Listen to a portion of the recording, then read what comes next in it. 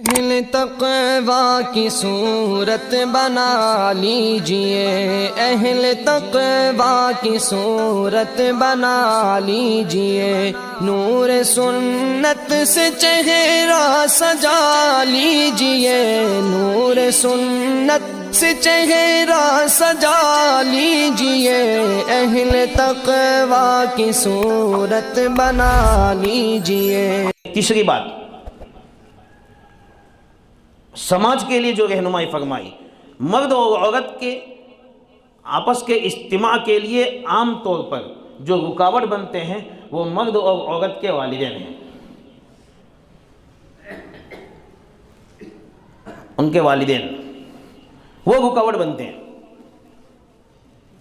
وہ مرد اور عورت میں آپس کے جھگڑے جو بڑھتے ہیں والدین کی وجہ سے بڑھتے ہیں۔ ایک بچی نے آ کر گھر پہ اگر شکایت کر دی کہ میرے شوہر نے مجھے مارا ہے، تو والدین اس کی طرفداری شروع کر دیتے ہیں، جس کی وجہ سے جھگڑے بڑھتے ہیں۔ اگر یہی والدین اپنی بچی کو سمجھا کر اپنے سسرال میں واپس بھیج دیں تو جھگڑے ختم ہو جاتے ہیں، آپس میں محبت واپس قائم ہو جاتی ہے۔ مرد کے والدین ہوں یا عورت کے والدین ہوں، جب ان کے جھگڑوں میں آپس کی طرفداری کرتے ہیں تو اس سے بہت بڑا نقصان ہوتا ہے۔ میرے نبی محمد صلی اللہ علیہ وسلم نے مرد کے والدین، عورت کے والدین، ایسے پوری سماج کو جو ان دونوں سے مل کر سماج بنے گا، اس پوری سماج کی رہبری فرمائی ہے کہ ان کو کن اصولوں پہ چلنا ہے جس کی وجہ سے مرد اور عورت کی زندگی آپس میں جوڑ کے ساتھ گئے۔ نبی صلی اللہ علیہ وسلم نے اس کی طرف اشارہ فرمایا، لا يسأل الرجل فيما ضرب امرأته، کسی شوہر نے اگر بیوی کو تھپڑ مار دیا ہے تو کوئی بھی پوچھ نہیں سکتا ہے، نہ عورت کے والدین پوچھیں گے نہ مرد کے والدین پوچھیں گے کہ عورت کو کیوں مارا، عورت کو کیوں مارا۔ اس کے کتنے فائدے ہیں وہ بتاتا ہوں۔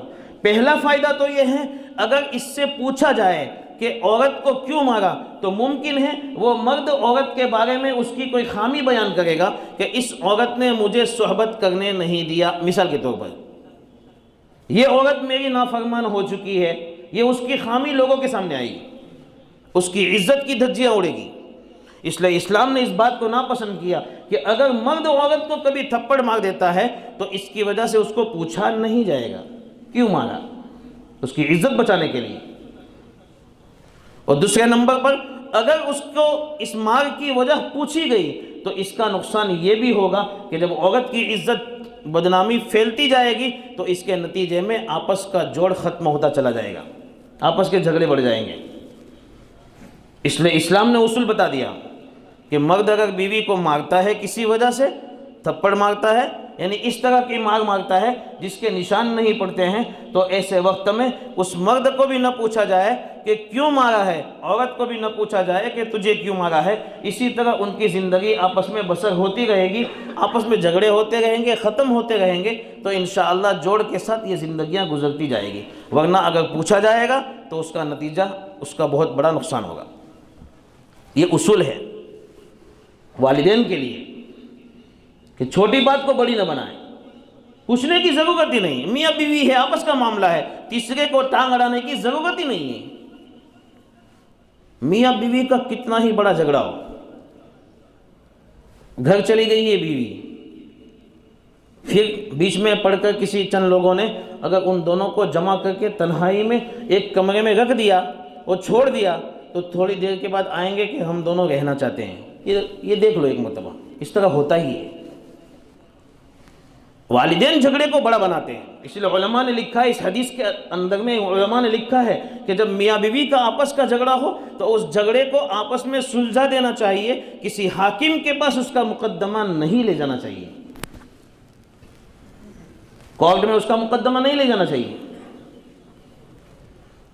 اس سے آپس کا جوڑ نہیں ہوگا، جس جوڑ کے لیے نکاح کیا ہے وہ جوڑ آپس کا نہیں ہوگا، بلکہ اس سے توڑ کی شکلیں بنے گی، زیادہ بڑھے گی۔ کورٹ میں نہیں لے جانا چاہیے اس کو، حاکم کے پاس نہیں، اس کی عزت کی دھجیاں بھی اڑے گی اور ساتھ میں جھگڑے بڑھیں گے۔ یہ دونوں نقصان ہیں اس کے۔ اسلام کے جتنے بھی اصول ہیں میرے دوستو، وہ سارے کے سارے اصول آپس کے جوڑ کے لیے ہیں۔ اس لیے معاشرتی زندگی میرے نبی محمد صلی اللہ علیہ وسلم نے رہن سہن جو اپنی 9 بیویوں کے ساتھ رہ کر ہمیں بتلایا ہے وہ بہت بڑھیا رہن سہن ہے. ایک بیوی نہیں، ہماری تو ایک ہے. ہمارے نبی محمد صلی اللہ علیہ وسلم کی 9 بیویاں ایک ساتھ تھیں اور 9 کو سنبھالا ہے حضور نے. 9 کی 9 بیویوں کو وقت دیا ہے حضور نے. 9 کی 9 بیویوں کا خرچہ اٹھایا ہے حضور نے. لاکھوں سلام ہو اس ذات پر جس نے 9 بیویاں ایک ساتھ رکھے، امت کو بتا دیا کہ 9 بیویاں جب حضور رکھ سکتے ہیں تو ہم ایک کیوں نہیں رکھ سکتے ہیں.